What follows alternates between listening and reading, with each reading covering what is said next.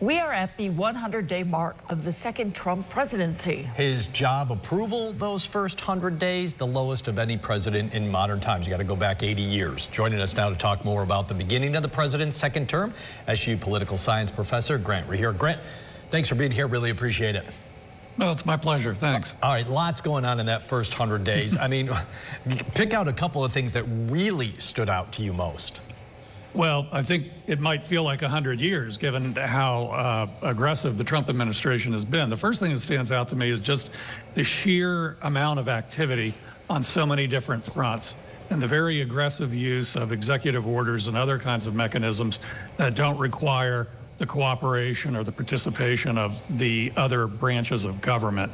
And so the president has done a lot of things in important areas, having to do with the very nature of the federal government and the civil service workforce, cutting entire programs, having to do with the relations between the branches of government and also the relations between the different levels of government. And so there is a lot there to parse. Certainly a lot of major activity on border security. And then, of course, we got the tariffs, which have been on again, off again. I think in that particular area, he has been in recent days and recent weeks listening more to some of the advice that he's getting, that those are ill-conceived and not ill thought out for not only America's interests but world trade interests. Being a professor, what are some of the discussions that you've had with your students? Yeah, that's an interesting question.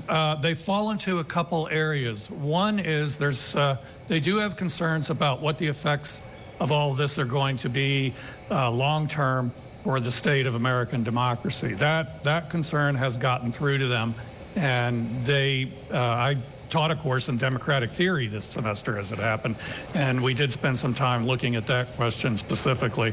The other thing that's caught their attention is the war on Harvard University and higher education, and that has brought out, I think, kind of mixed reactions from them, because they've experienced some of the things that the Trump administration has pointed out in terms of absence of viewpoint diversity, but at the same time they're concerned about some of the mechanisms that are being used to deal with it, cutting off, wide swaths of funding, or in particular, and this is something that would have an impact on Syracuse University quite heavily, the threatening to eliminate the status that universities have to have foreign students studying at their institution. We have a lot of those, and so that's something that they've been talking about as well. All right, Grant, I got about 30 seconds for this one. Do your best with it. Does the president stay in his current path, or does he change a little bit? I think you're going to see him stay aggressive.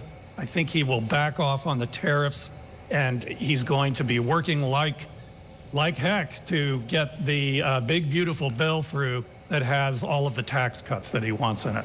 Grant Rehere, boiling down 100 days in 100 seconds there. We appreciate it, Grant. Thanks for joining us. Well done. My pleasure. Thanks. All right.